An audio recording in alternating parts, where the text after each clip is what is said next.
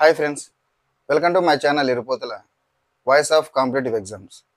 ఈరోజు మనం ఈ వీడియోలో భారత రాజ్యాంగం గవర్నెన్స్ నుంచి భారత యూనియన్ దాని భూభాగం అన్న టాపిక్ గురించి తెలుసుకుందాం. మనకు పాలిటీ భారత రాజ్యాంగంలో మొత్తం మనకు 25 భాగాలు ఉన్నాయి. ప్రజెంట్ మనకి ఎన్ని భాగాలు ఉన్నాయంటే కనుక 25 భాగాలు ఉన్నాయి. 25 భాగాలలో దాదాపుగా 470 పైన ప్రకరణలు కలిగి ఉంది మన భారత రాజ్యాంగం. ఇందులో మొదటి భాగంలోని 1 నుంచి 4 ప్రకరణలు 1 నుంచి 4 ప్రకరణలు మనకు భారత యూనియన్ దాని భూభాగం అన్న అంశాన్ని గురించి తెలియజేస్తాయి. ప్రస్తుతం మన భారత రాజ్యాంగంలో 25 భాగాలు 470 పైన ప్రకరణలు కలిగి ఉంటే అందులో మొదటి భాగంలో ఉన్నటువంటి 1 నుంచి 4 ప్రకరణలు మనకు భారత యూనియన్ మరియు దాని యొక్క భూభాగం అనే అంశాన్ని గురించి వివరిస్తాయి. ఇక్కడ ప్రతి అభ్యర్థి మనం ఇప్పుడు ఈ 25 భాగాలు అందులో ఉన్న ప్రకరణల గురించి తెలుసుకోబోతున్నాం ఈ క్లాస్ నుంచి మొదలు. అయితే ఇక్కడ ప్రతి అభ్యర్థి ఒక విషయాన్ని గుర్తుంచుకోవాలి. మనకు 1949లో భారత రాజ్యాంగం ఆమోదించినప్పుడు ఒక ప్రవేశిక, 8 షెడ్యూళ్ళు, 22 భాగాలు, 395 ప్రకరణలు కలిగి ఉంది మన ఫండమెంటల్ రాజ్యాంగం బుక్. అయితే ప్రజెంట్ 2025 సంవత్సరం నాటికి ఒక ప్రవేశిక, 12 షెడ్యూళ్ళు, 25 భాగాలు, 470 పైన ప్రకరణలను కలిగి ఉంది. ఇక్కడ ప్రతి అభ్యర్థి ఇక్కడ ఈ క్లాస్ నుంచి మొదలు పెట్టుకుంటే మనకు పాలిటీ సంబంధించి భారత రాజ్యాంగం అన్న టాపిక్ని మనము భాగాలు మరియు ప్రకరణల గురించి మనం తెలుసుకుంటున్నాం. కాబట్టి ఇక్కడ 22 భాగాలు ఫండమెంటల్ రాజ్యాంగం, ప్రస్తుతం 25 భాగాలు, 395 ప్రకరణలు, 470 పైన ప్రకరణలు. దీని అభ్యర్థి చాలా క్షుణ్ణంగా పరిశీలించండి. ఇక్కడ మనకు కొత్తగా ఎంటర్ చేసేటటువంటి భాగాలను 22 అంటే 23, 24, 25 అన్న నెంబర్లను ఇవ్వరు. మనకు మొదట ఉన్నటువంటి ఈ 22 భాగాలలో 7వ భాగం అనేది తొలగించబడింది. కాబట్టి అక్కడ తొలగించబడింది అని ఉంటుంది. 7వ నెంబర్ అలాగే ఉంటుంది, అక్కడ తొలగించబడింది అని ఉంటుంది.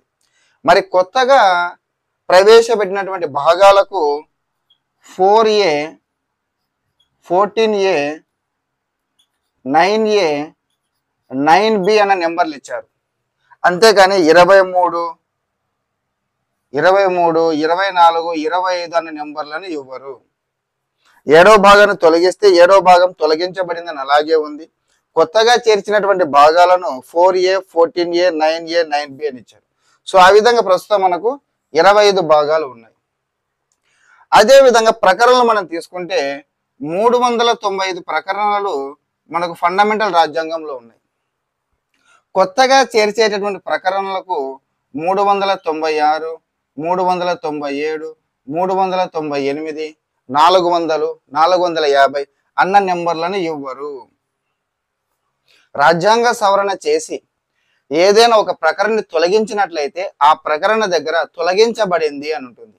లేదా ఏదైనా కొత్తగా ప్రకరణను ఇంట్రడ్యూస్ చేస్తే అది ఏ అంశానికి సంబంధించినటువంటిదో ఆ అంశము దగ్గర, ఆ భాగములో ఆ అంశము దగ్గర దాని క్లాసులు గాను, సబ్ క్లాస్ గాను దానికి నెంబర్ ఇస్తారు. ఇప్పుడు ఫర్ ఎగ్జాంపుల్ మనం నేర్చుకునే ఒక భారత యూనియన్ మరి దాని భూభాగాన్ని చూద్దాం. మొదటి భాగంలో 1 నుంచి 4 ప్రకరణలు భారత యూనియన్ మరియు దాని భూభాగాన్ని గురించి తెలియజేస్తాయి. ఇందులో ఏదైనా కానీ ఒక నూతన అంశాన్ని రాజ్యాంగ సవరణ ద్వారా నూతన అంశాన్ని చేర్చాలనుకునే, ఫర్ ఎగ్జాంపుల్ 1వ ప్రకరణ కిందకి వచ్చినట్లయితే దానికి 1, 2 అని 1, 3 అని, మరి ఇది క్లాజులుగా, మరి దీంట్లో సబ్ క్లాజులుగా తీసుకుంటే మరి 1, 3A అని, 1, 3B అని, 1, 3C అని, ఈ విధంగా క్లాజులుగా సబ్ క్లాజులుగా కొత్తగా చేర్చేటటువంటి ప్రకరణలకు నెంబర్స్ ఇస్తారు. కానీ కొత్తగా యాడ్ చేసేటువంటి వాటికి 396, 397 అనే నెంబర్లు ఇవ్వరు. అంటే అభ్యర్థి గుర్తుంచుకోవాల్సినటువంటిది 22 భాగాల యొక్క నెంబర్ 22 అని అలాగే ఉంటుంది. ఇక్కడ కొత్తగా చేర్చిన వాటికి A, B, Cలతో సూచిస్తారు. ఇక్కడ 395 ఫండమెంటల్ ప్రకరణలు అలాగే ఉంటాయి. కొత్తగా చేర్చే వాటిని వాటి యొక్క ఏ అంశానికి సంబంధించినటువంటిదో ఆ అంశంలో క్లాజులుగాను సబ్ క్లాజులుగాను నెంబర్లు ఇస్తారు. ఇక మనము ప్రధానంగా ప్రకరణ లేదా ఆర్టికల్ అంటున్నాం.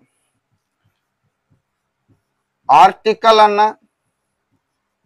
ప్రకరణ అన్న, అధికరణ అన్న, నిబంధన అన్న ఒకటి.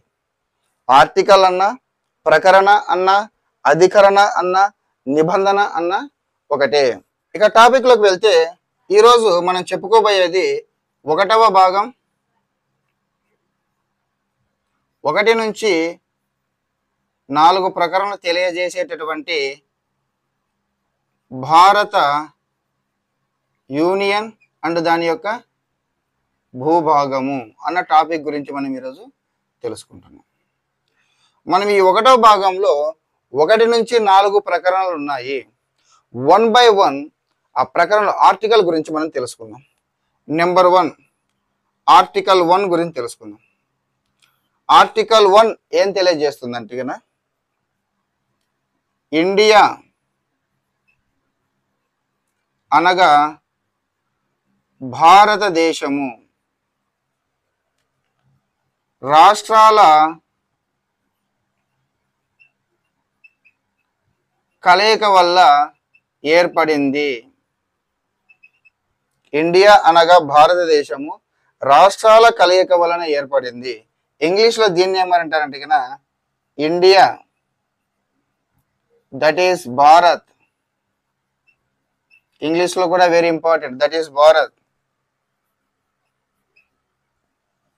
Shall be A union of states.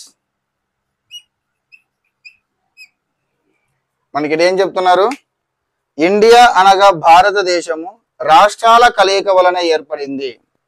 దీని ఇంగ్లీష్లో India, that is Bharat shall be A union of states అని అంటున్నాం. ఇక్కడ మనం గమనించవలసిన అంశం ఏమిటంటే కన్నా మనకు 1వ ప్రకరణ ఏం తెలియజేస్తుందంటే కన్నా ఇండియా అనగా భారతదేశము అంటే ఇది రాజ్యం యొక్క పేరును తెలియజేస్తుంది. దేని తెలియజేస్తుంది? ఇండియా అనగా భారతదేశం అంటే మన రాజ్యం యొక్క పేరును తెలియజేస్తుంది. 2వది రాష్ట్రాల కలయిక వలన ఏర్పడింది. దేని వలన ఏర్పడింది? రాష్ట్రాల కలయిక వలన ఏర్పడింది అంటే రాజ్యం యొక్క వ్యవస్థ, ఎటువంటి వ్యవస్థని అనేది తెలియజేస్తుంది. ఆర్టికల్ 1 అనేటటువంటిది రాజ్యం యొక్క పేరును, రాజ్యం యొక్క వ్యవస్థను తెలియజేస్తుంది. ఇక్కడ మనం తీసుకుంటే India, that is Bharat, union of states అని అంటున్నారు. ఏమంటున్నాము? Union of states. That is very very important. మన భారత రాజ్యాంగము సమైక్య వ్యవస్థను ఏర్పాటు చేస్తున్నప్పటికీ మనకు ఈ యొక్క రాజ్యాంగములు ఎక్కడ కూడా సమైక్య, ఏమంటున్నాము? సమైక్య అంటే ఫెడరల్ అన్న పదము ఎక్కడ కూడా మనకు కనపడదు.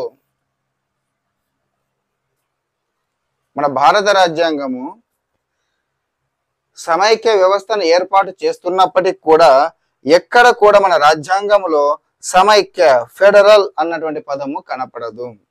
మనది యూనియన్, యూనియన్ ఆఫ్ స్టేట్స్ కి అభివర్ణించడానికి కారణాన్ని డాక్టర్ బిఆర్ అంబేద్కర్ ఈ రాజ్యాంగ పరిషత్ సమావేశంలో 3 కారణాలను వివరించాడు. మొదటిది, భారత యూనియన్ నుంచి, భారత యూనియన్ అనేటటువంటిది రాష్ట్రాల ఒప్పందాల ద్వారా ఏర్పడినటువంటి యూనియన్ కాదు. రాష్ట్రాల ఒప్పందం ప్రకారం ఏర్పడినటువంటి యూనియన్ కాదు. మనకు యునైటెడ్ స్టేట్స్ ఆఫ్ అమెరికా ఉంది, అది రాష్ట్రాల ఒప్పందం ద్వారా ఏర్పడినటువంటి యూనియన్. కానీ భారతదేశం రాష్ట్రాల ఒప్పందం ద్వారా ఏర్పడినటువంటి వ్యవస్థ కాదు. రెండవది, భారత యూనియన్ నుంచి ఏ రాష్ట్రానికి కూడా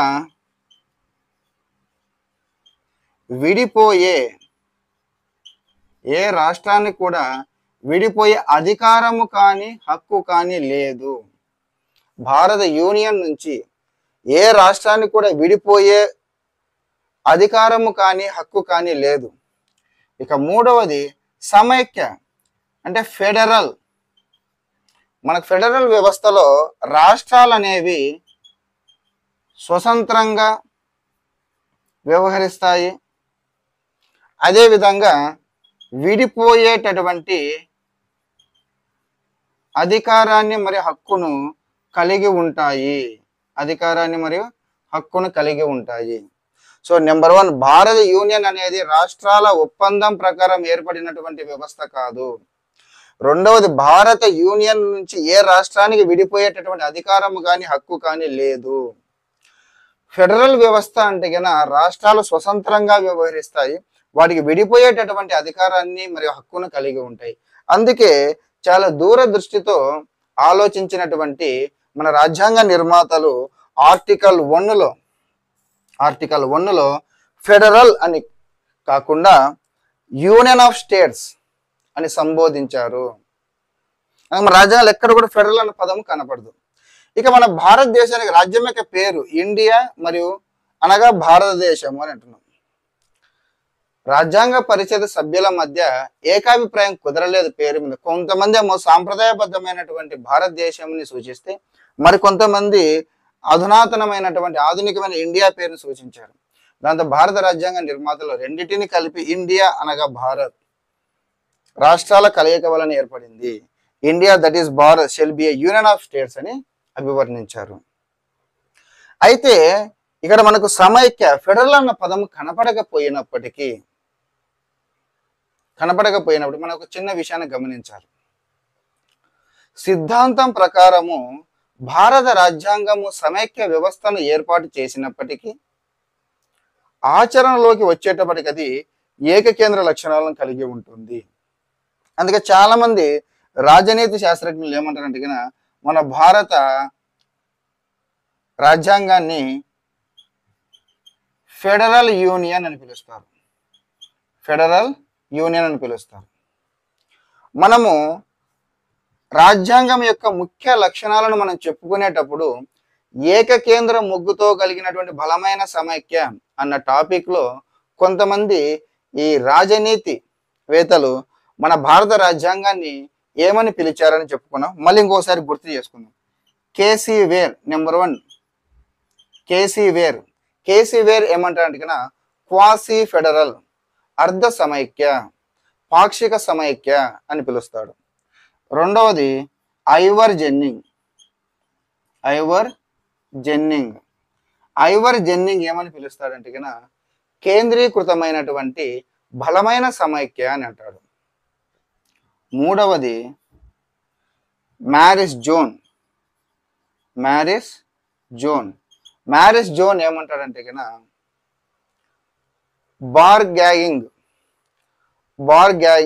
బార్గెనింగ్ ఫెడరేషన్ అంటే బేరసారాల సమైక్య ఏమంటాడు, బేరసారాల సమైక్య.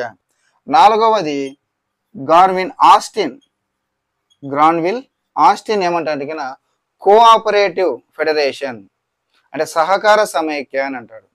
కేసీ వేర్ అర్ధ సమైక్య లేదా పాక్షిక సమైక్య అని, ఐవర్ జెన్నింగ్ కేంద్రీకృతమైన బలమైన సమైక్య అని, మ్యారిస్ జోన్ బేరసారాల సమైక్య అని, గ్రాన్విల్ ఆస్టిన్ సహకార సమైక్య అని అంటారు. నెక్స్ట్ ఆర్టికల్ 1లోనే మనము 1, 2 1-2 మనం ఏమంటున్నాం 1-2 అనే క్లాస్. 1-2 అనే క్లాసులో మనకి ఏమని ఉంటుందంటే కన్నా భారత యూనియన్లో రాష్ట్రాలు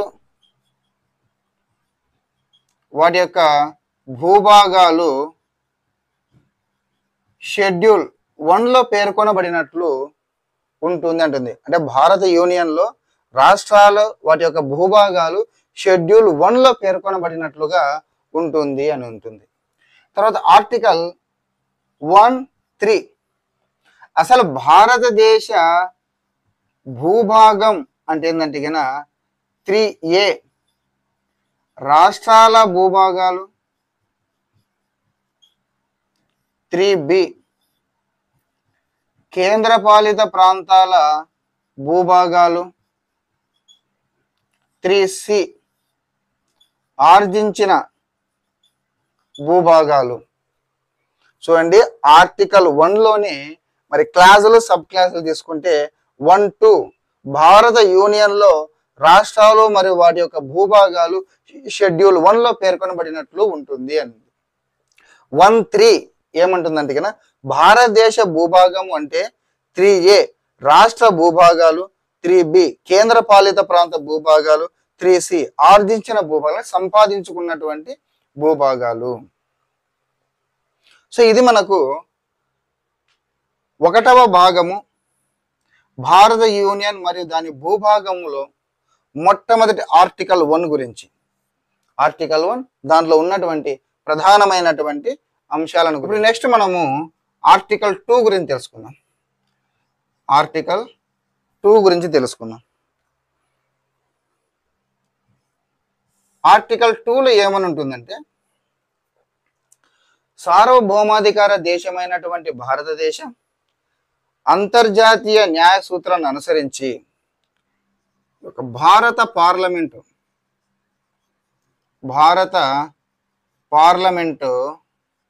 శాసనము ద్వారా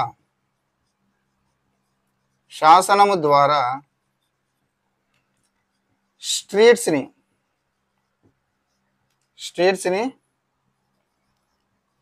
చేర్చుకోవచ్చును,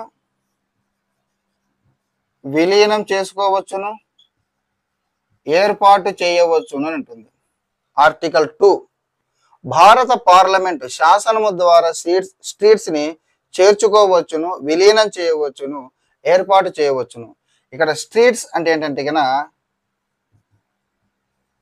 విదేశీ భూభాగం ఆర్ విదేశీ రాజ్యం. స్టేట్స్ అంటే కన్నా విదేశీ భూభాగం లేదా విదేశీ రాజ్యం. సో సార్వభౌమాధికార దేశమైనటువంటి భారతదేశం అంతర్జాతీయ న్యాయ సూత్రాలను అనుసరించి మరి భారత పార్లమెంటు శాసనము ద్వారా కొత్తగా స్టేట్స్ని చేర్చుకోవచ్చు, విలీనం చేసుకోవచ్చు, ఏర్పాటు చేయవచ్చు.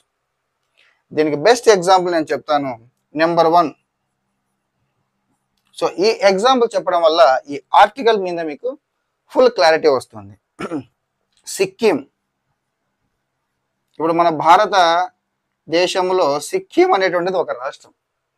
మనకు 1947లో భారతదేశానికి స్వాతంత్రం వచ్చినప్పుడు సిక్కిం అనేటటువంటిది చోగ్యాల్ ఏమంటున్నాము చోగ్యాల్ అనేటటువంటి రాజవంశ సంస్థానముగా ఉండేది. చోగ్యాల్ అనే రాజవంశ సంస్థానముగా ఉండేది. తర్వాతి కాలంలో ఈ చోగ్యాల్ రాజవంశ సంస్థానం అంటే స్వదేశ సంస్థానం వారు భారతదేశ ప్రభుత్వముతో చర్చలు జరిపి సిక్కిం యొక్క రక్షణ మరియు విదేశీ వ్యవహారాలను భారత ప్రభుత్వానికి అప్పచెప్పారు. అందులో భాగంగా 1974 35వ రాజ్యాంగ సవరణ చేసి భారత రాజ్యాంగంలో కొత్తగా 2A అనే ప్రకరణ ఆర్టికల్ని 10వ షెడ్యూల్ని చేర్చారు. రక్షణ మరియు విదేశీ వ్యవహారాలను అప్పచెప్పితే 1974 35వ రాజ్యాంగ సవరణ ద్వారా 2A అనే ఆర్టికల్ని 10వ షెడ్యూల్ని చేర్చి సిక్కింకి అసోసియేటెడ్ స్టేట్ అనే హోదాను కల్పించారు. కాకపోతే తర్వాత జరిగినటువంటి అనివార్య కారణాల వలన, అంటే దీని మీద వ్యతిరేకత రావటం కావచ్చు, లేదా పరిపాలనా పరమైన ఇబ్బందుల కారణంగా మళ్ళీ తిరిగి 1975లో 36వ రాజ్యాంగ సవరణ చేసి ఈ యొక్క 2A మరియు 10వ షెడ్యూల్ని కొట్టేసి కొత్తగా 371F, కొత్తగా ఏది 371F అనే ఆర్టికల్ని చేర్చి సిక్కింని భారతదేశంలో 22వ రాష్ట్రంగా, ఎన్నవ రాష్ట్రంగా, 22వ రాష్ట్రంగా చేర్చడం జరిగింది. సో అంటే మన ఇక్కడ ఏమంటున్నాం, భారత పార్లమెంటు శాసనం ద్వారా స్ట్రీట్స్ ని చేర్చుకోవచ్చు, విలీనం చేయవచ్చు, ఏర్పాటు చేయవచ్చు. అంటే స్ట్రీట్స్ అంటే మనకి విదేశీ భూభాగం, అంటే విదేశీ రాజ్యం అని అంటున్నాం. అసలు సిక్కిం అనేటువంటిది విదేశీ భూభాగం, విదేశీ రాజ్యము. చోగ్యాల్ అనేటువంటి రాజవంశ సంస్థానం అది. 1947 తర్వాత చర్చలు జరిపితే రక్షణ మరియు విదేశీ వ్యవహారాలను తీసుకొని ఈ విధంగా సవరించుకున్నాం. ఆ తర్వాత మళ్ళీ సవరించి 36వ రాజ్యాంగ సవరణ ద్వారా 371F అనే ఆర్టికల్ని చేర్చి 22వ రాష్ట్రముగా సిక్కింని మన భారతదేశంలో ఏర్పాటు చేయడం జరిగింది. ఇప్పుడు క్లారిటీ వచ్చింది కదా ఆర్టికల్ 2 మీద. ఇంకా 2 ఎగ్జాంపుల్ చెప్తే మీకు ఫుల్ క్లారిటీ వస్తుంది. రెండవ ఎగ్జాంపుల్ తీసుకుంటే మనకు గోవా. మనకు భారతదేశానికి మొట్టమొదటగా వచ్చి చిట్ట చివరిగా వెళ్ళినటువంటి యూరోపియన్స్ ఏమంటే పోర్చుగీస్ వారు. 1961లో ఈ పోర్చుగీస్ వారి నుంచి ఆపరేషన్ విజయ్ అని అంటారు. ఏమంటారు? ఆపరేషన్ విజయ్ అనే సైనిక చర్య ద్వారా గోవాను భారతదేశంలో విలీనం చేయడం జరిగింది. గోవా, డామన్ అండ్ డయ్యూ, దాద్రా నగర్ హవేలీ, ఇవి పోర్చుగీస్ వారి ఆధీనంలో ఉన్నటువంటి 3 ప్రాంతాలను 1961లో ఆపరేషన్ విజయ్ అనే సైనిక చర్య ద్వారా భారతదేశంలో విలీనం చేశారు. ఇందుకోసం 1962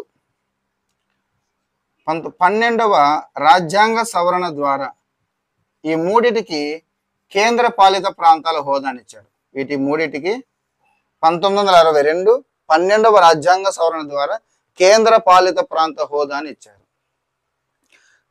తర్వాతి కాలంలో గోవాని 1987లో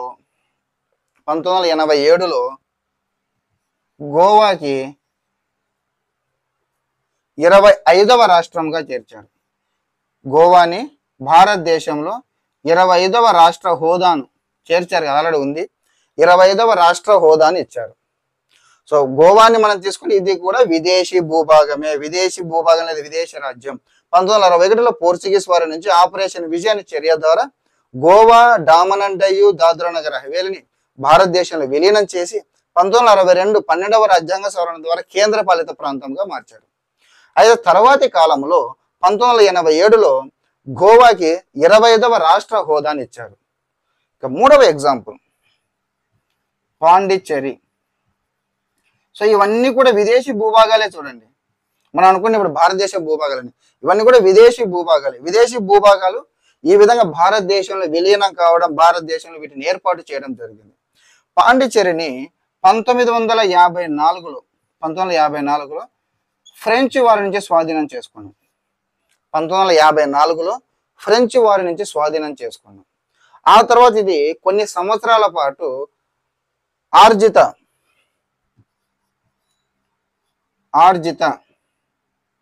ఆర్జించిన భూభాగంగా, అంటే సంపాదించుకున్న భూభాగ హోదాలో కంటిన్యూ అయింది. 1962లో ఇక్కడ 12వ రాజ్యాంగ సవరణ, పాండిచ్చేరి దగ్గర వచ్చి 14వ రాజ్యాంగ సవరణ. 1962లో 14వ రాజ్యాంగ సవరణ చేసి పాండిచ్చేరిని కేంద్ర పాలిత ప్రాంతం, ఇప్పుడు కూడా కేంద్ర పాలిత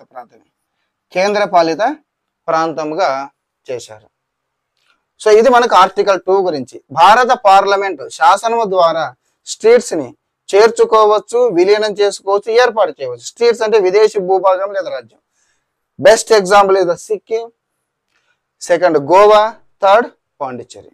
నెక్స్ట్ ఆర్టికల్ 3.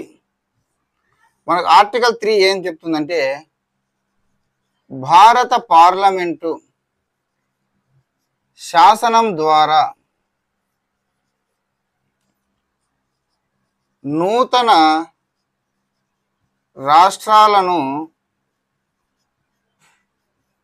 ఏర్పాటు చేయవచ్చును. వాటి యొక్క విస్తీర్ణం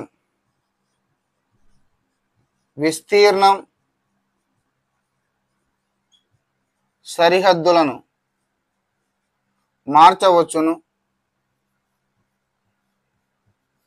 వాటి యొక్క పేర్లు మార్చవచ్చును.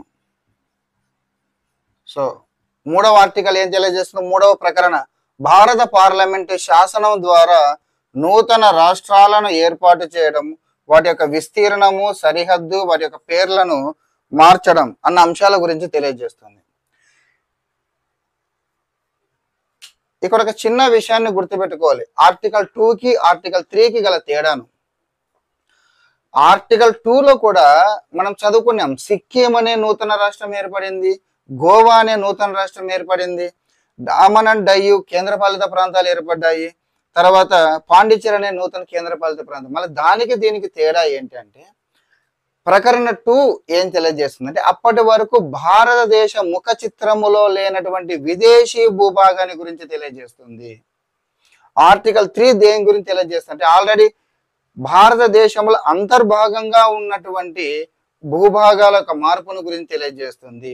బెస్ట్ ఎగ్జాంపుల్ 2014లో నూతన రాష్ట్రాల ఏర్పాటు. 2014లో యొక్క ఆంధ్రప్రదేశ్ నుంచి తెలంగాణను సపరేట్ చేసి తెలంగాణ సపరేట్ రాష్ట్రం చేయడము, ప్రీవియస్ ఉత్తరప్రదేశ్ నుంచి ఉత్తరాఖండ్ను ఏర్పాటు చేయడము, మధ్యప్రదేశ్ నుంచి ఛత్తీస్గఢ్ని ఏర్పాటు చేయడము, బీహార్ నుంచి జార్ఖండ్ని ఏర్పాటు చేయడము. సో ఇది బెస్ట్ ఎగ్జాంపుల్. ఆర్టికల్ 2 వచ్చేసి అప్పటి వరకు ఉనికిలో, మన భారతదేశ ఉనికిలో లేనటువంటి విదేశీ భూభాగాల గురించి తెలియజేస్తే, ఆర్టికల్ 3 వచ్చేసి ఆల్రెడీ ఉనికిలో అంటే మన అంతర్భాగంగా ఉన్నటువంటి భూభాగాల్లో మార్పుల గురించి తెలియజేస్తుంది.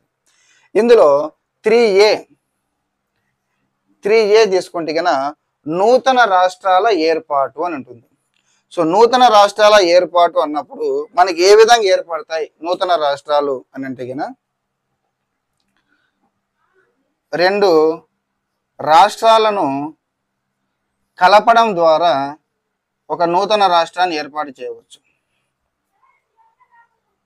A, B అనే 2 రాష్ట్రాలను కలపడం ద్వారా C అనే నూతన రాష్ట్రాన్ని ఏర్పాటు చేయవచ్చు. బెస్ట్ ఎగ్జాంపుల్ 1956 ఆంధ్రప్రదేశ్ మరియు ఆంధ్ర రాష్ట్రము, హైదరాబాదు రాష్ట్రము, ఈ రెండింటిని కలిపి ఆంధ్రప్రదేశ్ అనే నూతన రాష్ట్రాన్ని ఏర్పాటు చేశారు. అదే విధముగా ఒక రాష్ట్రము నుంచి ఆ రాష్ట్రాన్ని విభజించి నూతన రాష్ట్రాన్ని కూడా ఏర్పాటు చేయవచ్చు. బెస్ట్ ఎగ్జాంపుల్ 2014 ఆంధ్రప్రదేశ్ నుంచి, ఆంధ్రప్రదేశ్ అలాగే ఉంది, తెలంగాణ అనే ఒక నూతన రాష్ట్రాన్ని ఏర్పాటు చేశారు. అదే విధముగా మళ్ళీ చెప్తాను తర్వాత, కొన్ని భూభాగాలను కలిపి, కొన్ని రాష్ట్రాలలో ఉండేటటువంటి కొన్ని భూభాగాలను కలిపి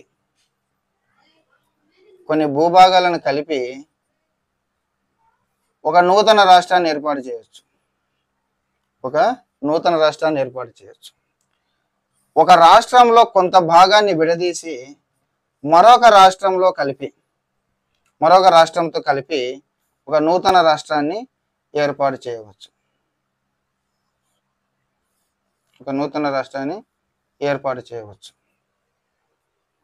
సో ఇవి మనకు నూతన రాష్ట్రాన్ని ఏ విధంగా ఏర్పాటు చేయడం అని.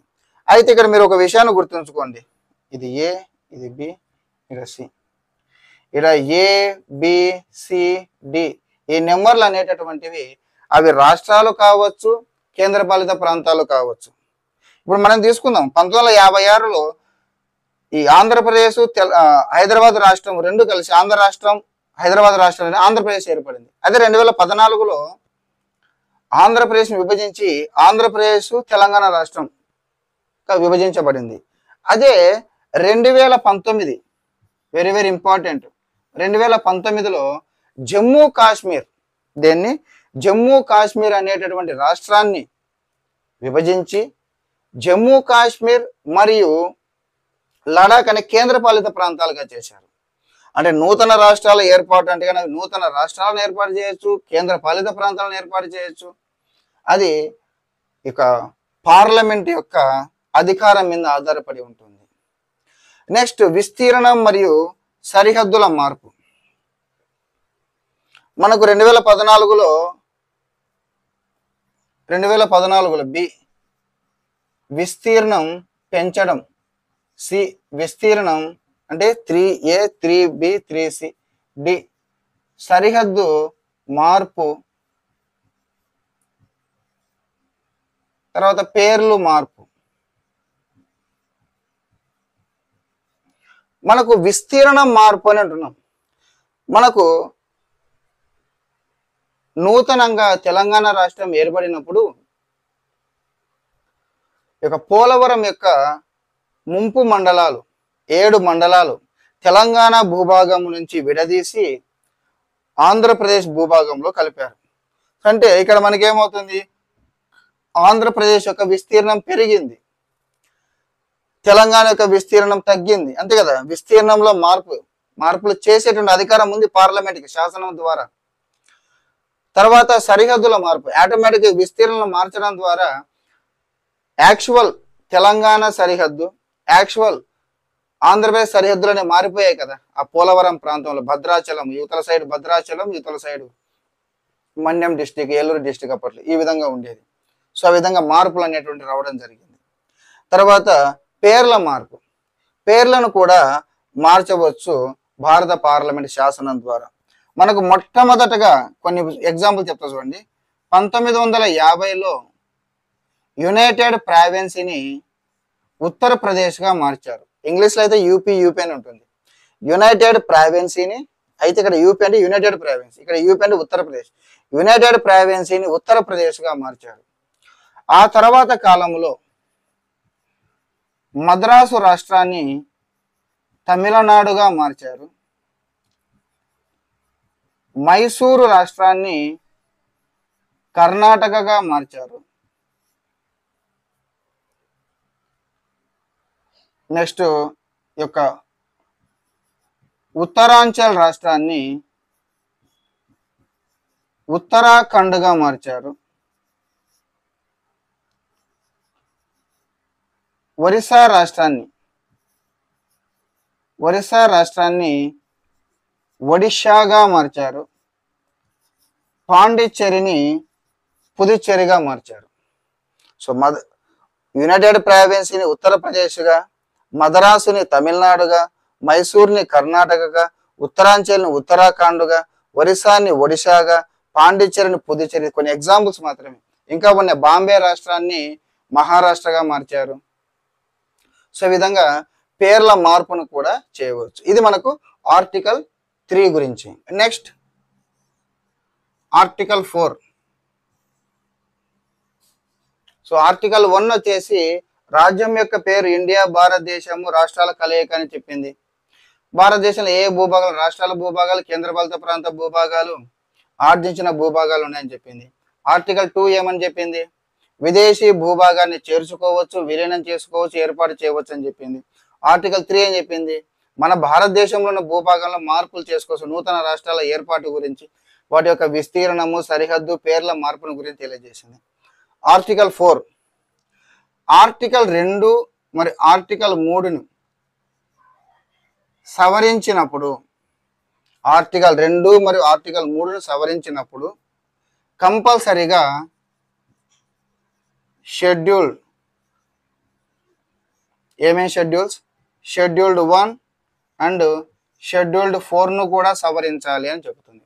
ఆర్టికల్ 4 ఏమని చెప్తుంది, ఆర్టికల్ 2 మరి ఆర్టికల్ 3ను సవరించినప్పుడు దానితో పాటు షెడ్యూల్డ్ 1 మరియు షెడ్యూల్డ్ 4ను కూడా సవరించాలి అంటుంది ఆర్టికల్ 4.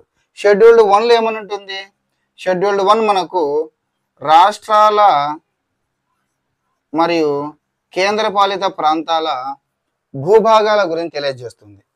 షెడ్యూల్డ్ 1 మనకు రాష్ట్రాలు మరియు కేంద్రపాలిత ప్రాంతాల యొక్క భూభాగాలు, వారి యొక్క సరిహద్దులు, వాటి గురించి తెలియజేసేది షెడ్యూల్డ్ 1. షెడ్యూల్డ్ 4 ఏం తెలియజేస్తుందంటే కన్నా రాజ్యసభ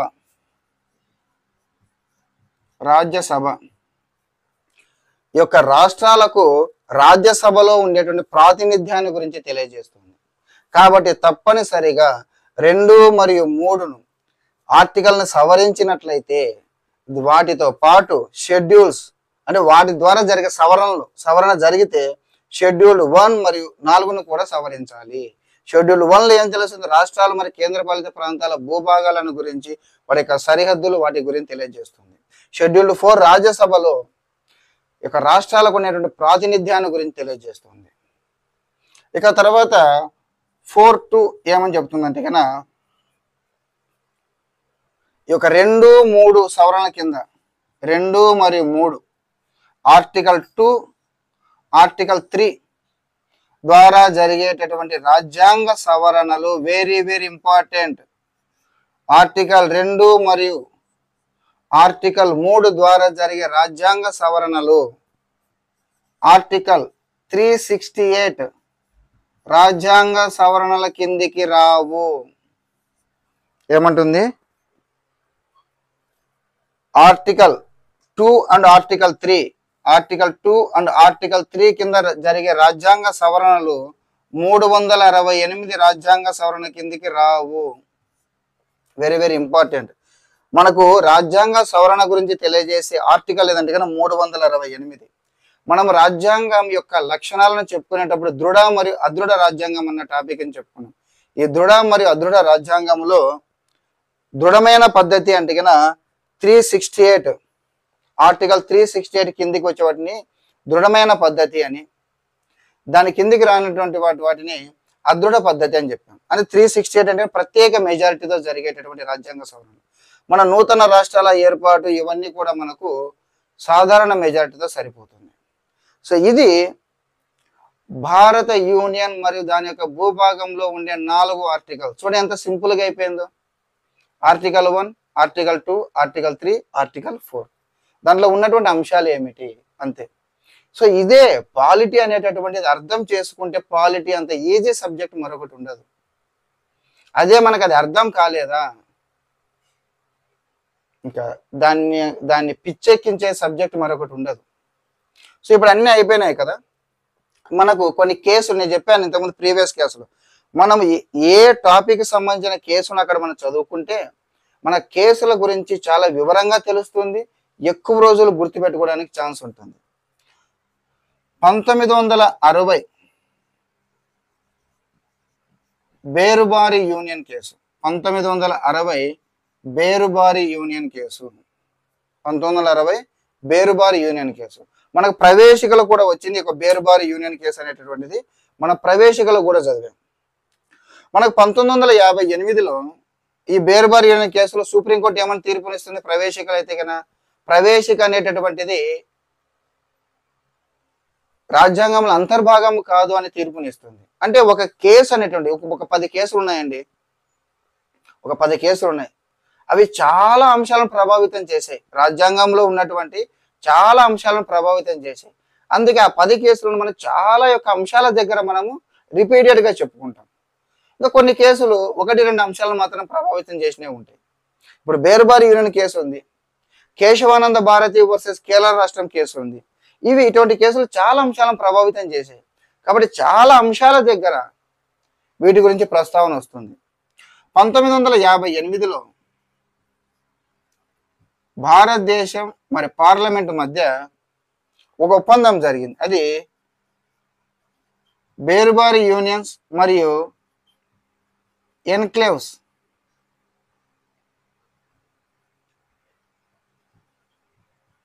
ఎన్క్లేవ్ మార్పిడి ఒప్పందం అంటారు. 1958లో భారత్ మరియు పాకిస్తాన్ మధ్య బేరుబారి యూనియన్ మరియు ఎన్క్లేవ్ల మార్పిడి ఒప్పందం.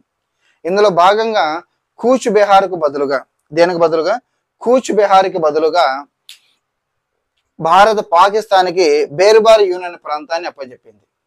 అయితే మరి మనకు ఆర్టికల్ 1 చూసినా, ఆర్టికల్ 2 చూసినా, ఆర్టికల్ 3 చూసినా, ఆర్టికల్ 4 చూసినా కానీ ఎంతసేపు తీసుకోవడమే ఉంది కానీ ఇవ్వడం గురించి లేదు. మీరు అబ్జర్వ్ చేస్తే కనుక ఏ ఆర్టికల్ ఇవ్వడం దాని గురించి లేదు. అప్పుడు ఒక ప్రశ్న తలెత్తుంది, మళ్ళీ మనం ఇవ్వాలంటే ఏ విధంగా చేయాలి అని. సో ఏదైనా మనము ఏదైనా సమస్య వస్తే, ఇంట్లో సమస్య వస్తే ఇంటి పెద్ద దగ్గరికి పోతాము, ఊర్లో సమస్య వస్తే ఊరి పెద్ద దగ్గరికి పోతాం, మరి దేశంలో సమస్య వస్తే దేశ పెద్ద దగ్గరికి వెళ్తాం. సో దీన్ని ఏం చేసినట్టుగా ఈ యొక్క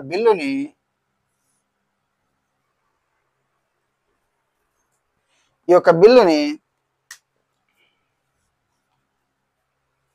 కేంద్ర ప్రభుత్వము రాష్ట్రపతి దగ్గరికి పంపించింది.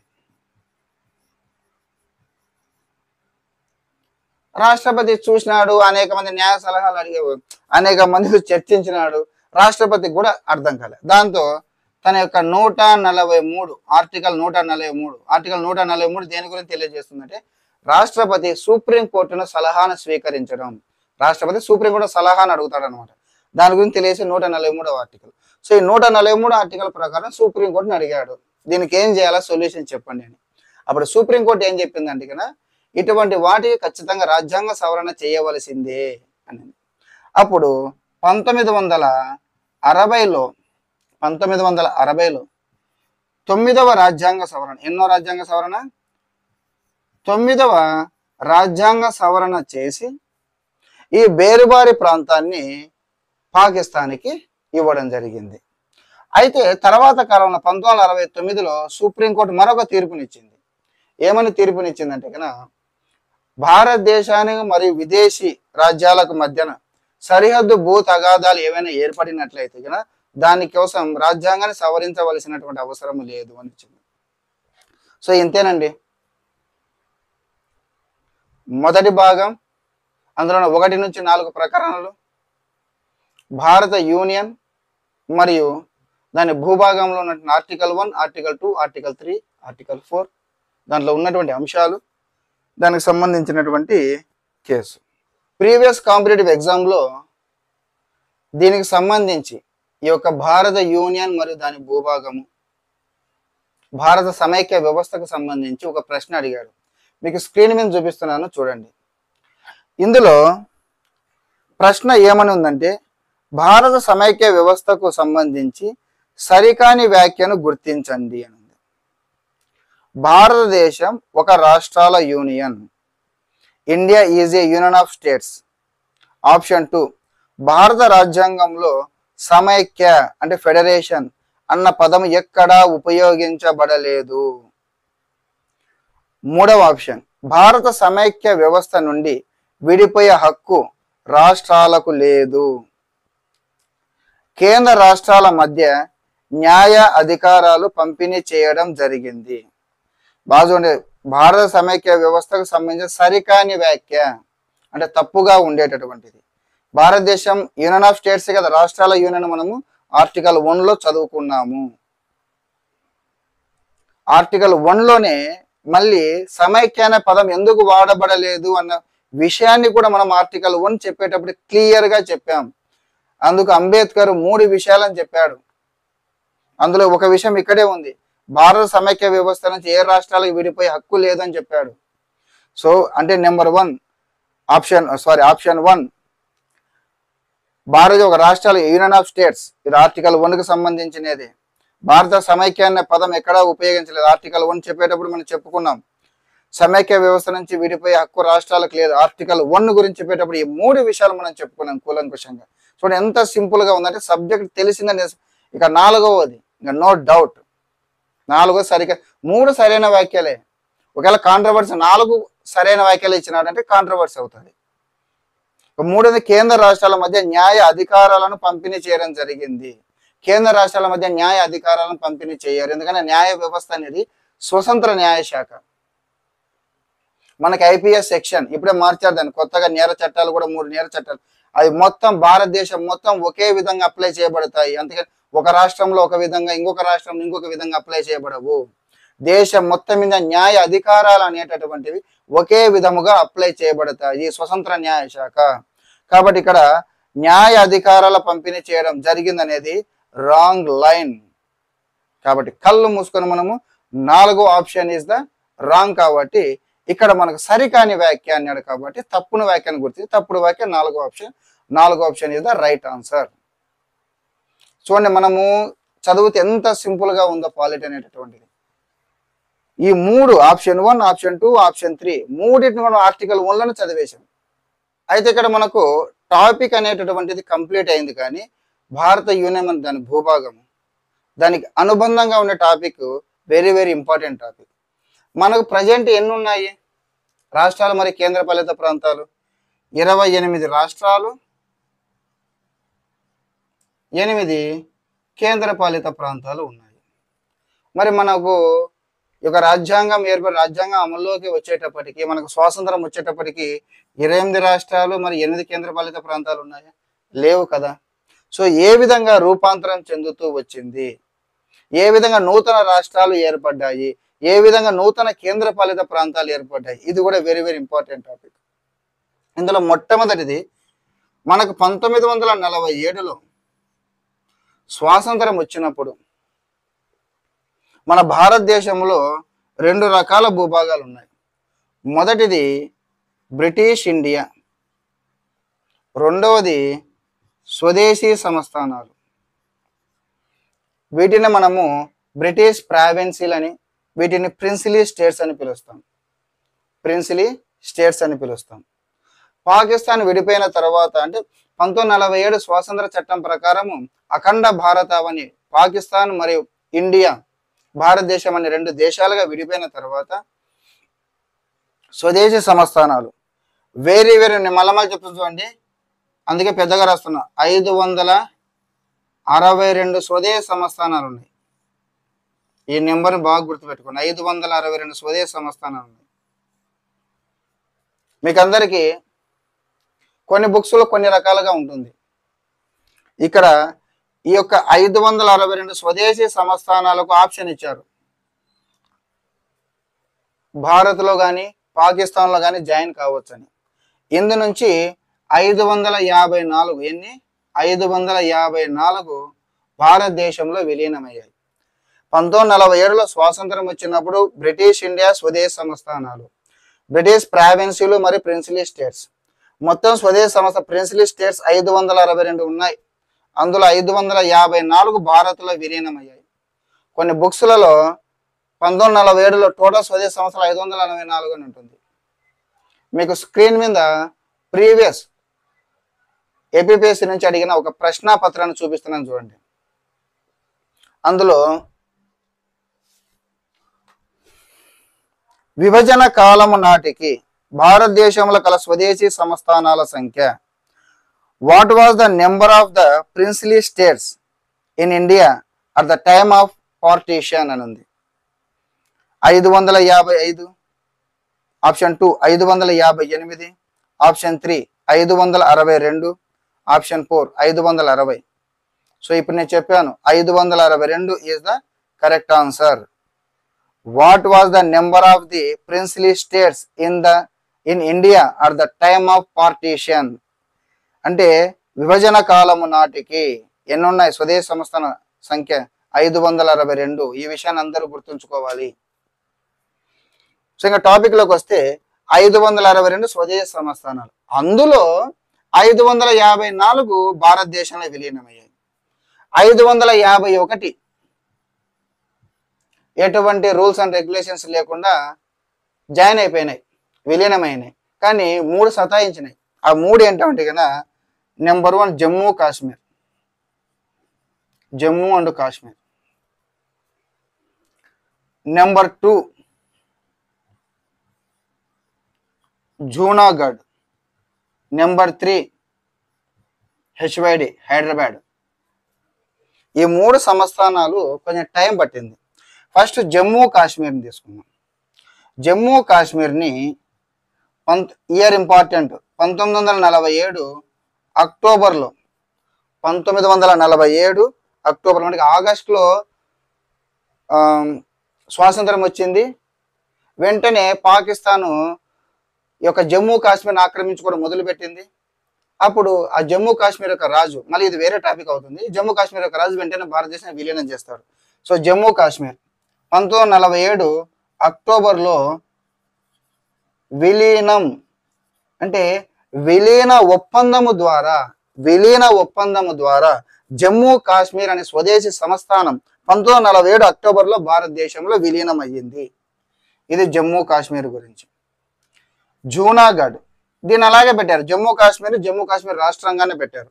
జూనాగఢ్ 1948 ఫిబ్రవరిలో, నెక్స్ట్ ఇయర్ 1948 ఫిబ్రవరిలో ప్రజాభిప్రాయ సేకరణ. చూడండి తేడా చూడండి, ఇది విలీన ఒప్పందము ద్వారా భారతదేశంలో విలీనమైంది జమ్మూ కాశ్మీర్. జూనాగఢ్ ప్రజాభిప్రాయ సేకరణ ద్వారా 1948 ఫిబ్రవరిలో భారతదేశంలో విలీనం చేశారు. అయితే దీనికి అదే విధంగా జూనాగఢ్ రాష్ట్రంగా చేయలేదు, దీనిని గుజరాత్ రాష్ట్రంలో విలీనం చేశారు. ఎక్కడ విలీనం చేశారు? గుజరాత్ రాష్ట్రంలో విలీనం చేశారు.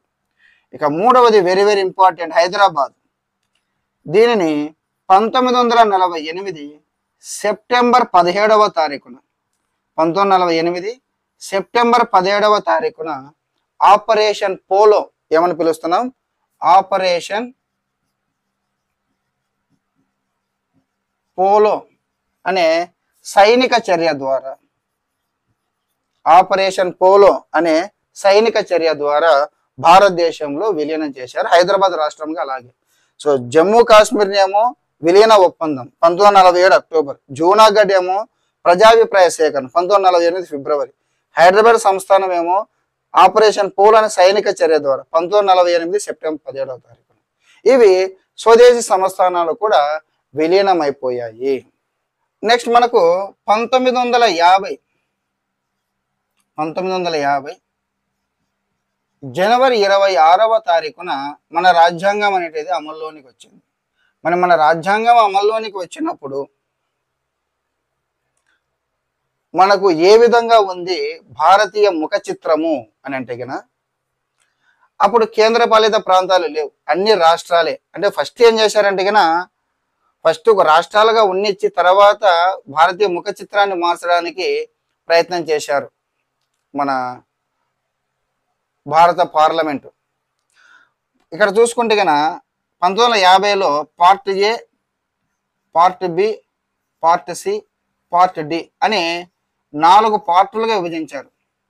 ఇప్పుడులాగా 28 రాష్ట్రాలు 8 కేంద్ర పాలిత ప్రాంతాలు అని లేవు. Part A, part B, part C, part D అని విభజించి పార్ట్ ఏలో బ్రిటిష్ గవర్నర్ ప్రావిన్సీలు, ఎవరు?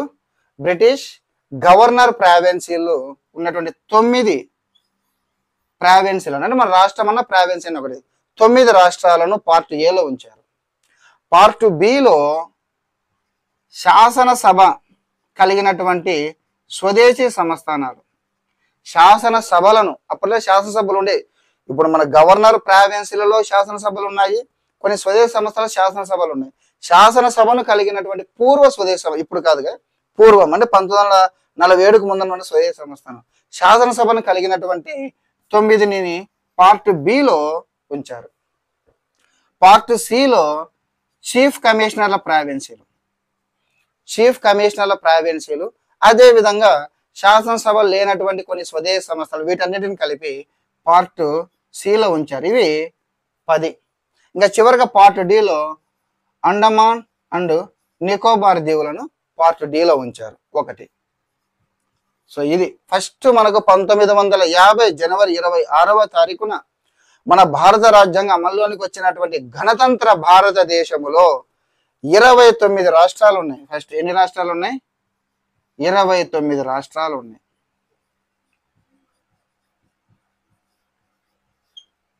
29 రాష్ట్రాలు ఉన్నాయి. పార్ట్ ఏలో 9 రాష్ట్రాలు, పార్ట్ బిలో 9 రాష్ట్రాలు, పార్ట్ సిలో 10 రాష్ట్రాలు, పార్ట్ డిలో 1. ఇందులో ఆంధ్రప్రదేశ్ వచ్చేసి గవర్నర్ ప్రావిన్సీలు కలిగినటువంటి పార్ట్ ఏలో, అప్పట్లో మద్రాసు రాష్ట్రం కాబట్టి మద్రాసు, మిగతా మనకు పెద్దగా అవసరం లేదు. మద్రాసు రాష్ట్రం పార్ట్ ఏలో ఉంచారు, గవర్నర్ ప్రావిన్సీ కలిగినటువంటిది కాబట్టి మద్రాసు రాష్ట్రం పార్ట్ ఏలో ఉంచారు.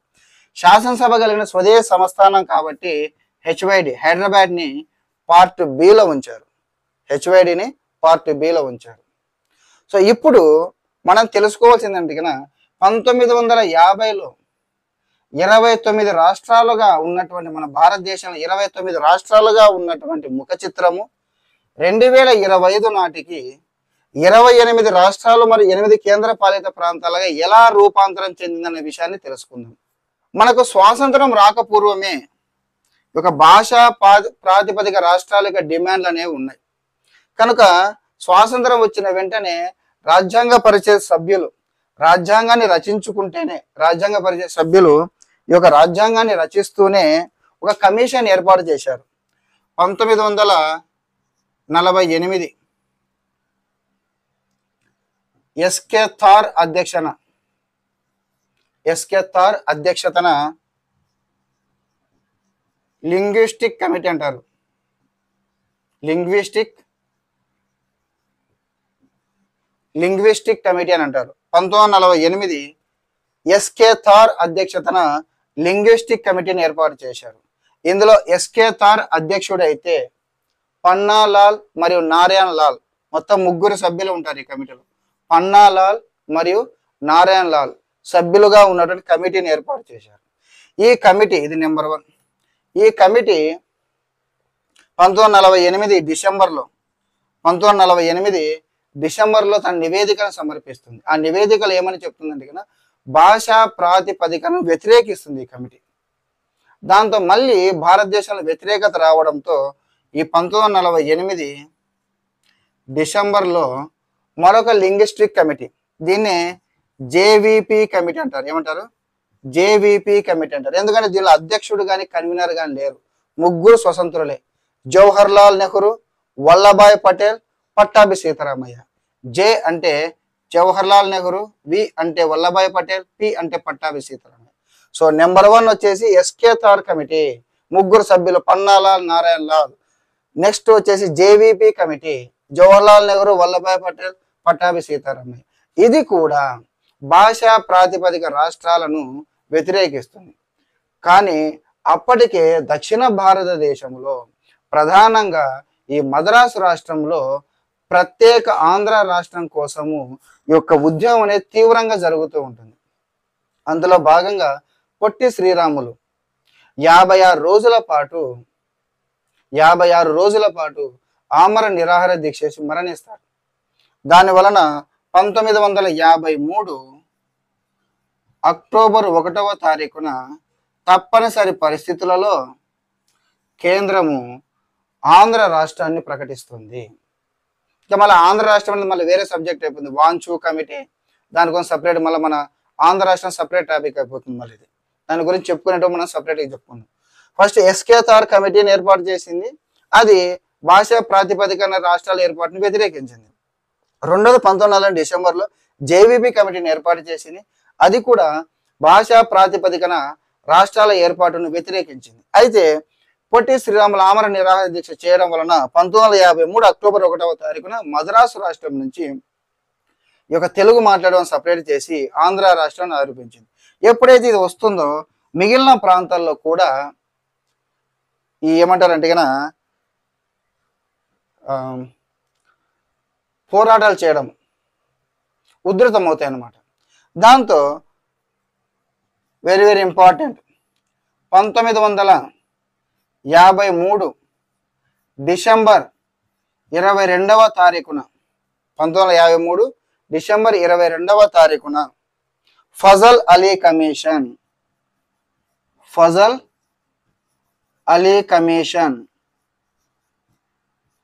దీన్నే మనము స్టేట్ రీఆర్గనైజేషన్ కమిషన్ అంటారు. SRC state reorganisation commission 1953 December 22వ తారీఖున Fazal Ali commission state reorganisation commission ఏర్పాటు చేస్తుంది.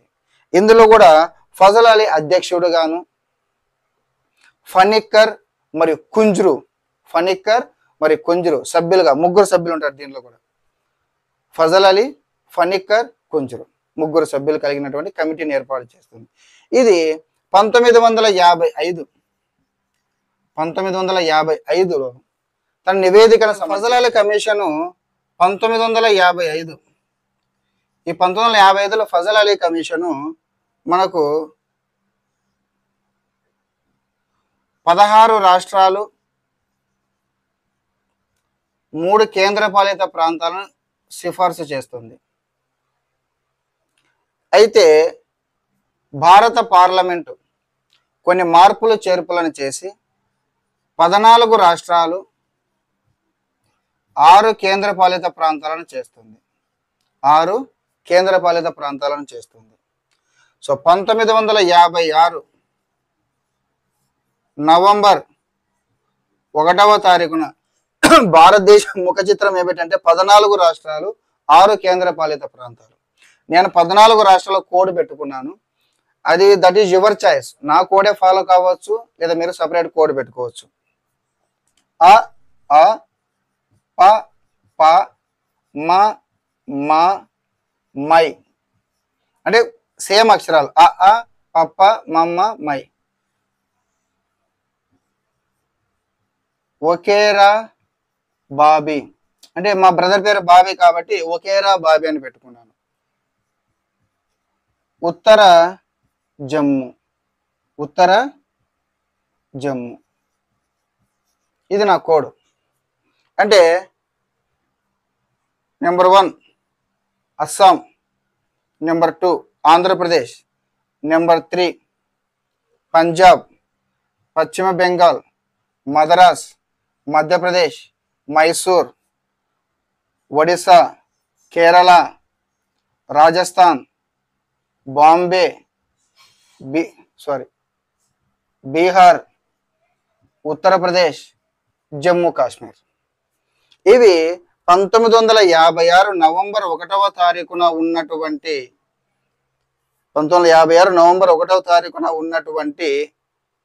14 రాష్ట్రాలు. ఇక కేంద్రపాలిత ప్రాంతాలు అయితే అండమాన్ అండ్ నికోబార్ దీవులు, లక్షద్వీపులు, ఇప్పుడు కూడా ఇవి ఈ విధంగా ఉండే లక్షద్వీపులు, మినకాయ్ దీవులు, అమ్మేన్ దీవులు 3 కలిపి, ఢిల్లీ. ఇక 4వది హిమాచల్ ప్రదేశ్, 5 మణిపూర్, 6 త్రిపుర. అయితే ఈ 3 ప్రస్తుతము రాష్ట్రాలుగా మార్పు చెంది. సో ఇవి 6 కేంద్రపాలిత ప్రాంతాలు. సో మన ఇక్కడ 1956లో 14 రాష్ట్రాలు మరియు 6 కేంద్రపాలిత ప్రాంతాలుగా ఉన్నటువంటి ఈ భారతదేశ ముఖ చిత్రం ప్రజెంటుగా ఉన్నటువంటి 28 రాష్ట్రాలు మరియు 8 కేంద్రపాలిత ప్రాంతాలుగా ఏ విధంగా మార్పు చెందిందో చూద్దాం. ఇక్కడ మనం ఏం చెప్తున్నాము, 1956లో 14 రాష్ట్రాలు మరి 6 కేంద్రపాలిత ప్రాంతాలు ఉన్నాయి. 2025 ఇప్పుడు 28 రాష్ట్రాలు 8 కేంద్రపాలిత ప్రాంతాలు ఉన్నాయి. ఏ విధంగా మార్పు వచ్చింది అనేది మనం ఇప్పుడు చూద్దాం. మీరు ఇక్కడ సిక్కింని మిడిల్లో సిక్కింని సెంటర్ పాయింట్గా తీసుకోండి.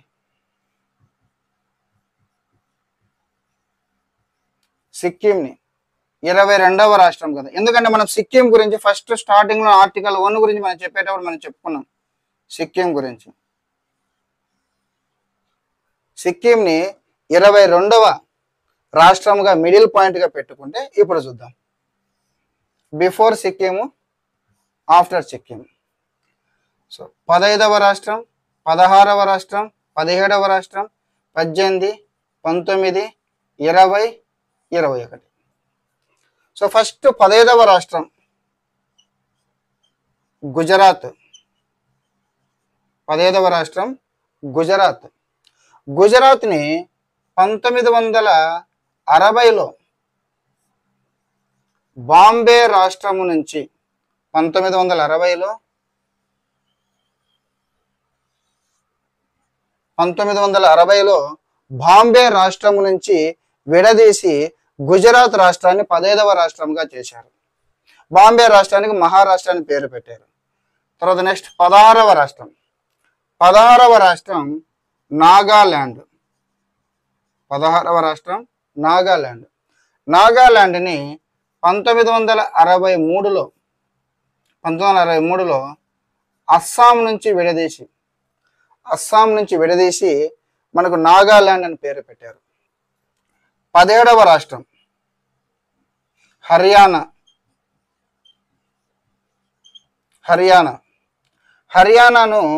1969లో పంజాబ్ నుంచి విడదీసి హర్యానా రాష్ట్రాన్ని ఏర్పాటు చేశారు. అయితే ఇక్కడ హర్యానా ప్లస్ పంజాబ్కి రెండింటికి కూడా ఒకే రాజధాని చండీగఢ్ని కేంద్రపాలిత ప్రాంతం చేశారు. తర్వాత 18, 19, 20 మనకు స్టార్టింగ్లో ఉన్నటువంటి ఈ 6 కేంద్రపాలిత ప్రాంతాల్లో 3 హిమాచల్ ప్రదేశ్,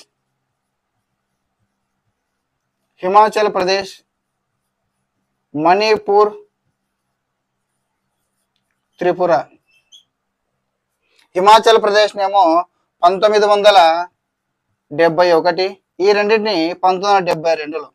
సో అంటే ఇక్కడ 1956లో 6 కేంద్రపాలిత ప్రాంతాలు ఉన్నట్టు ఈ 3 హిమాచల్ ప్రదేశ్, మణిపూర్, త్రిపురలకి రాష్ట్ర హోదాను కల్పించారు. తర్వాత 21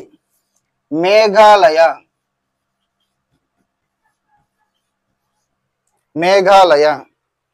సో ఈ మేఘాలయాన్ని 1972లో అస్సాం నుంచి విడదీసి మేఘాలయ నూతన రాష్ట్రాన్ని ఏర్పాటు చేశారు. అదేవిధంగా అస్సాం నుంచి ఈ యొక్క మిజోరాం మరి అరుణాచల్ ప్రదేశ్ ప్రాంతాలు కేంద్రపాలిత ప్రాంతాలుగా చేస్తారు. చూడండి, అస్సాం అనేటటువంటిది ఈశాన్య భారత చాలా పెద్ద రాష్ట్రం. ఇప్పుడు ఉన్నటువంటి ఈశాన్య రాష్ట్రాలన్నీ కూడా అస్సాం రాష్ట్రం నుంచి ఉద్భవించినవే. నెక్స్ట్ 20 ఆఫ్టర్ సిక్కింలో మనకు 1987లో మనకు 3 రాష్ట్రాలు ఏర్పడతాయి.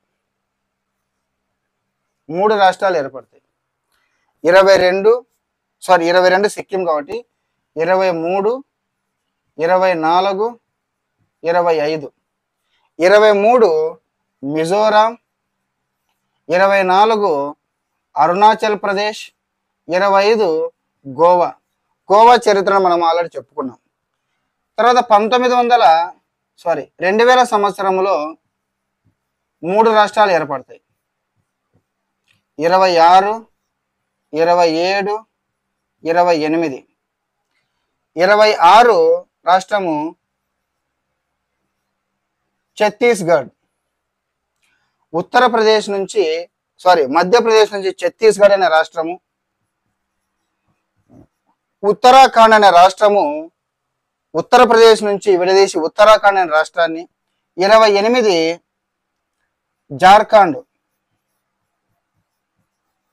జార్ఖండ్ అనే రాష్ట్రాన్ని ఈ యొక్క బీహార్ నుంచి విడదీసి జార్ఖండ్ రాష్ట్రాన్ని ఏర్పాటు చేశారు.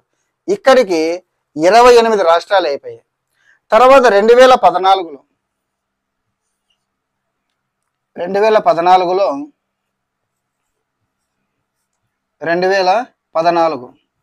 29వ రాష్ట్రంగా తెలంగాణ రాష్ట్రం ఆవిర్భవించింది. అయితే అనూహ్యంగా 2019లో ఈ జమ్మూ అండ్ కాశ్మీర్ రాష్ట్రాన్ని యొక్క ఎన్డీఏ ప్రభుత్వము 2 కేంద్రపాలిత ప్రాంతాలుగా విడదీయడంతో మనకు ప్రజెంట్ 2025కి 28 రాష్ట్రాలు, భారతదేశ ముఖ చిత్రములో 28 రాష్ట్రాలు అనేవి ఉన్నాయి. సో రాష్ట్రాల గురించి అయిపోయింది. ఇక కేంద్రపాలిత ప్రాంతాలను చూస్తే మనకు మొదటిది అండమాన్ అండ్ నికోబార్ దీవులు, రెండవది లక్షద్వీపులు, మూడవది ఢిల్లీ. ఇప్పటికి కూడా అలాగే ఉన్నాయి. స్టార్టింగ్లో 6 ఈ ఫస్ట్ 3 అలాగే ఉన్నాయి. 4వది పాండిచ్చేరి, పుదుచ్చేరి. 5వది డయ్యూ డామన్ అండ్ దాద్రా నగర్ హవేలీ. 6వది చండీగఢ్. 7వది జమ్మూ అండ్ కాశ్మీర్. 8వది లడాక్. ఇవి ప్రస్తుతం ఉన్నటువంటి 8 కేంద్రపాలిత ప్రాంతాలు. సో 14 రాష్ట్రాల నుంచి ప్రజెంట్ 28 రాష్ట్రాలు రూపాంతరం చెందాయి. 6 కేంద్రపాలిత ప్రాంతాల నుంచి ప్రజెంట్ 8 కేంద్రపాలిత ప్రాంతాలు రూపాంతరం చెందాయి. ఇది మనకు ఈరోజు భారత యూనియన్ మరియు దాని భూభాగానికి సంబంధించినటువంటిది. సో ఫస్ట్ మనము భారత యూనియన్ మరియు దాని భూభాగంలో ఉన్నటువంటి 4 ఆర్టికల్స్ గురించి తెలుసుకున్నాము. ఆ తర్వాత 1947 నుంచి ప్రజెంట్ 2025 వరకు భారతదేశ రాజకీయ ముఖ చిత్రంలో రాష్ట్రాలు మరియు కేంద్రపాలిత ప్రాంతాల పరిణామ క్రమం ఏ విధంగా రూపాంతరం చెందుతుందనే విషయాన్ని మనం తెలుసుకున్నాం. ఓకే ఫ్రెండ్స్, ఈ వీడియో మీకు నచ్చితే లైక్ చేయండి, షేర్ చేయండి. ఇటువంటి సబ్జెక్ట్ అనాలిసిస్ సంబంధించినటువంటి మరిన్ని వీడియోలు చూడాలి అనుకుంటే కనుక నా ఛానల్ తప్పకుండా సబ్స్క్రైబ్ చేయండి. Thank you friends.